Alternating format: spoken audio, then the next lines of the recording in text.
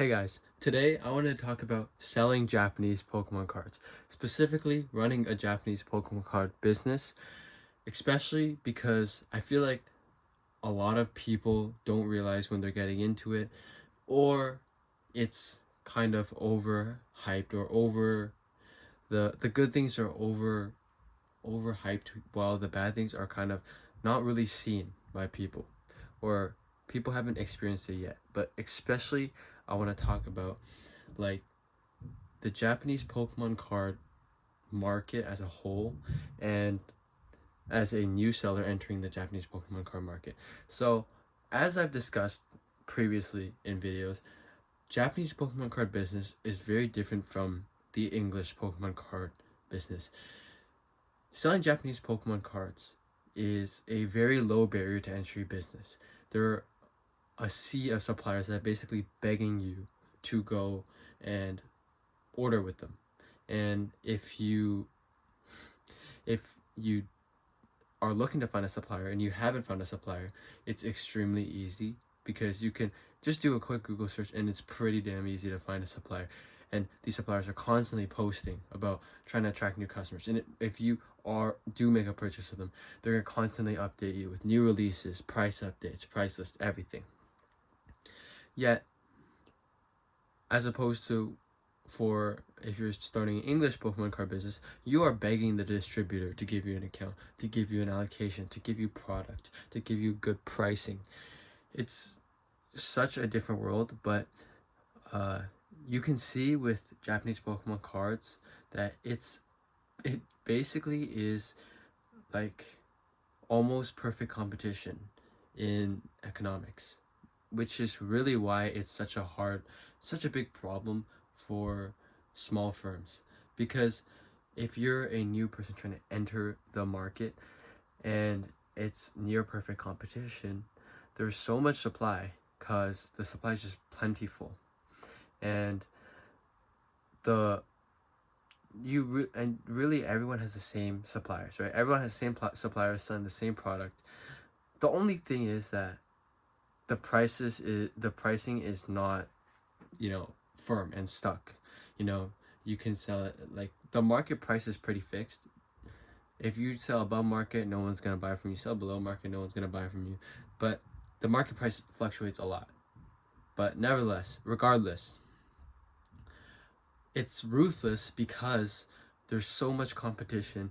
Everyone's selling the same product. There's really no way for you to have an edge, right? Which is why if you wanted to start a Japanese Pokemon card business, you either need to find the secret sauce to be able to get magically lower prices than everyone else in the market who's buying, also importing from the same Japanese suppliers as you. So you gotta find a way to get a lower price. Or you got to find some other way, whether it's making social media content, provide extra value some other way with your site, fast delivery, whatever it is. You need to find a competitive edge, or else there's no way you can stand out. Whereas if you're in the English Pokemon card market, as long as you obtain a reliable supplier, if you have a distributor feeding you product every release, then you're good, right? It's very hard to get that supply because it's a high barrier to entry market. But for Japanese, it's very different. Now, this is good and bad in a way, because one, it's a ruthless game for new start sellers. Like, it's very brutal, very difficult to make it out of the trenches because there's so much competition and you have no way to outcompete them. However, it's still good. Still, I would argue is better than starting an English Pokemon card business, because low barrier entry means you get that fighting chance. Anyone with a dream, anyone who wants to try, has a chance to become successful. Now, if you're creative enough to come up with your competitive edge, if you will outwork everyone else, packing your orders fast, shipping them out, negotiating deals, meeting up with people locally. If you're willing to do all that, you might be one of the successful ones. And it's it that's why it's beautiful, but it's really, really difficult. with English, selling English cards, basically if you just have the money, you can pretty much dump it in and you'll probably get a supplier. You know, you open your brick and mortar store, all that. But Japanese cards, it's more complicated. Then you have the problem with inventory. Because look at all this, look at all these sets. There's the same problem with English technically, but English is so liquid. And the problem with Japanese is you're still stocking like 20 sets, you know. You got no shrink, you got shrinked, you got 10 sets per generation, you know, you got, you know, sometimes like half, you know, Mega Symphonia, Mega Brave, all to make up one English, like, you know, you got half sets, all that stuff. And some of these boxes are upwards of $100 on release. And you gotta stock all this. So there's a huge opportunity cost, huge amount of capital you have to put in just to start your business, or at least to have a sizable business. Now, the biggest problem is if you have all this inventory that you've purchased up and now you're holding, if you can't sell it and you got no other money coming in, how are you gonna buy the next release, right? So that's why it becomes very difficult, because if you can't sell the inventory, you can't buy more. And if you can't buy more, you can't get the new stuff to sell. Then the other problem arises is that Japanese sets fall very fast.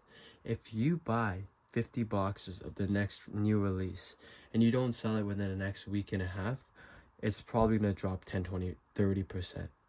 And then that's a lot of loss. But if you only buy 10 boxes and you sell them all, but then the price raises astonishingly, what are you going to do? It's the pricing is so fluid, because these resellers from Japan can make the price whatever they want, and basically they all follow each other.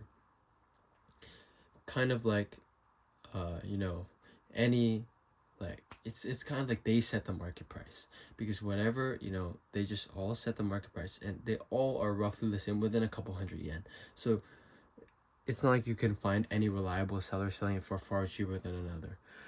So, and these prices go up like 10%, down 20% within a day, within, you know, up 20%, up 30% in a week.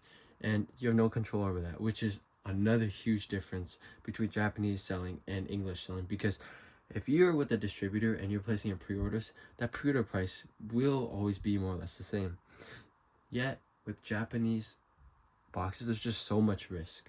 So it really favors the big guys and the winners, as most markets do, of course. But for such a low barrier to entry market, it's really crushing to a lot of sellers who don't realize it and can't see it through, because they don't realize all these disadvantages they're being put at just because of how the market is structured. And that's why selling Japanese cars is such a ruthless game. You basically are positioned to be a loser until you become a winner. But you can't become a winner unless you stop being a loser, which is kind of funny in a way. But this isn't really a rant. It's just a little insight into the Japanese Pokemon card market. I've talked about most of these things before, but it just highlights to me more and more again, especially as we see the releases with the newer sets like Mega Dream, you know, Inferno X, especially Inferno X. I've seen it's been a pretty big flop for me, at least, where it's not selling very well at all. It's selling fine, but not very, very well. And then older Japanese sets have pretty low demand. Like, you're seeing very few people who actually want to buy them, which is, again, sort of problematic, because, like, if I wanted to sell a pack of Temporal Forces Pokemon, I could sell it pretty easily, pretty fast. Whereas if I want to sell Future Flash Japanese packs, very, very few buyers. There's way less buyers in the market, and you're competing a much more difficult game. It's an uphill battle, yet there's more competitors. However, overall, I'm not saying I discourage people from trying to start a Japanese Pokemon card business. I think it's an excellent opportunity for anyone looking to get into it, because it's a low barrier to entry opportunity, and you can learn a lot about the Pokemon market, business in general, by starting to sell Japanese Pokemon cards, and it's really easy. It's you get like a mix of flipping cards and selling as a business. And depending on how you go about it through management and building out your establishment, you might become very successful and turn it into a real business, or it'll just be a guessing game trying to flip cards. But that's up to you. But yeah, that's about it for this video. I just wanted to talk about the real struggles with selling Japanese cards, as well as still highlight it's an amazing opportunity for anyone looking to start a Pokemon card business. So if you have any thoughts, let me know in the comments. Love to hear if you disagree, if you agree with these, or if you have any personal experiences selling Japanese cards or want to get into it, let me know.